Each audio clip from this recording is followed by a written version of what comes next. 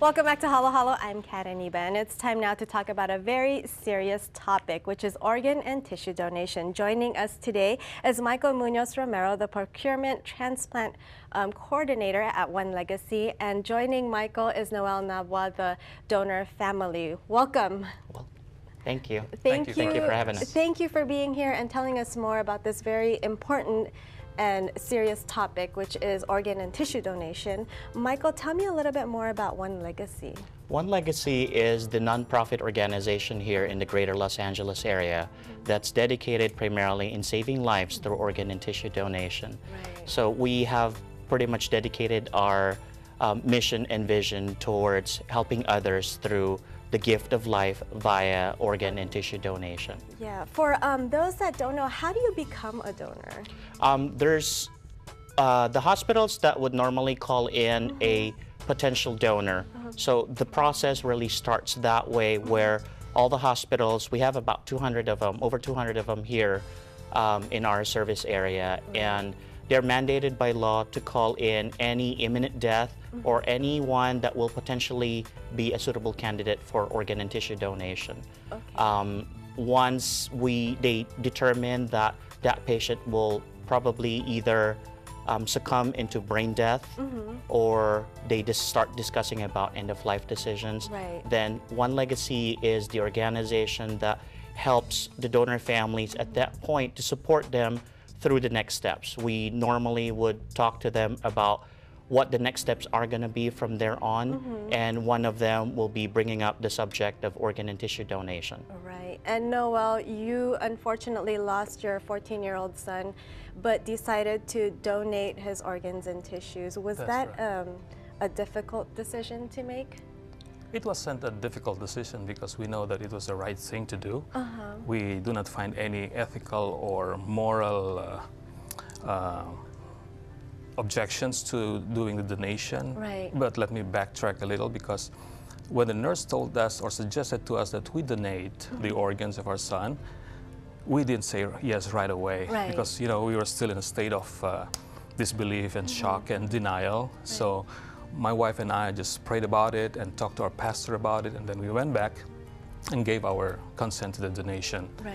And we thought that if our son is going to die, he's going to save lives and make right. lives better for other people. Yes. And that's exactly what happened. Right. Thank you so much for doing that, because I read that you can save up to like 8 lives by donating your organs and tissues. Is that right, Michael? Definitely. As an organ donor, you can actually save lives up to 9. Oh, 9. 9 people. And then, it kind of gets extended as, more people donate tissues for skin grafts and corneas and bone. And so there is definitely a lot of lives touched. So one single donor can actually touch about 50 lives. Oh, wow. How can you be a donor? Can anybody be a donor? Anyone can sign up as an organ donor. I know the DMV is now actively participating, where once you renew your license or apply for your driver's license or your ID, it actually makes it easier for us to be able to check the box and say that I wanted to be a donor. Right. And that really tells a lot of your loved one. It tells your loved ones what you want to do. And a lot of our cultures, especially the Filipino culture, where we really don't talk about death. Right. And so we don't want to talk about death. And so this way here, our loved ones know what we wanted to do if that time comes when they come into that position where they have to make the decision for you. Right. So if you go through onelegacy.org or if you go through donatelifecalifornia.org, then you can actually find the link there and sign up as an organ donor. Right. Is there a huge need for more Asian donors? There's about 123,000 on the wait list right now nationally. Waiting to get transplanted for multiple organs.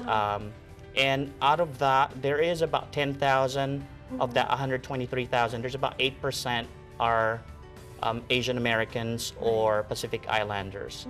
And out of that 10,000, 4,000 actually live here within the greater Los Angeles area.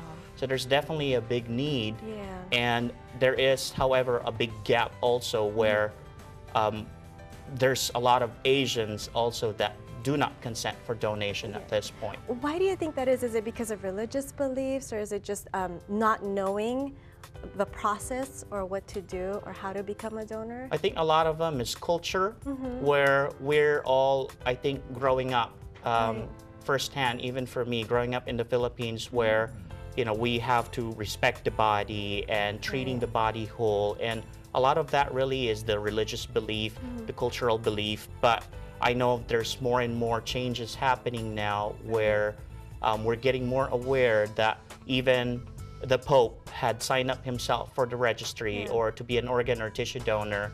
And so we're getting more aware that this is ultimately the ultimate gift of life and ultimate act of kindness towards others that are basically at the end of theirs. Right, as shown by Noel and his family. I mean, I know you received several letters of gratitude for what you did. I mean, what was the process like when you decided, okay, we're going to donate my son's organs and tissues? Yeah, it is an awesome feeling knowing that our son saved lives in the process, but the feeling took a whole new level when we heard from the donor, the recipients themselves. One of them is a friend of a friend, and she got a kidney of my son.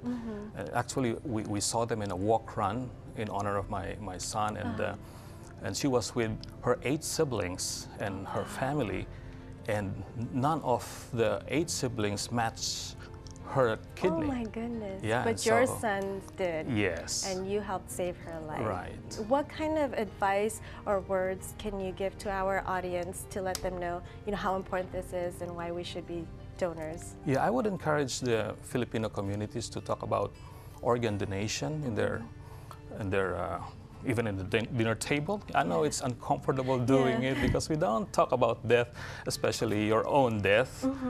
But let's face it, let's be realistic. All of us are bound to go beyond this world, but we don't have control when it is going to happen and how it is going to happen. But there's something that we can do to change the lives of people, to make a difference in the lives of others. And that is by consenting to the donation of our organs. Yes. Michael, for more information on OneLegacy and being an organ and tissue donor, where can we go? Yes, you can go to www.onelegacy.org, or you can go to donatelifecalifornia.org, and from there you can find the link in order to sign up as an organ and tissue donor. Okay, thank you guys so much for sharing this. Thank you for having us here. You're welcome. Thank you too. Again, for more information on donating your organs or tissues and on OneLegacy, their website is on the screen. We'll be back.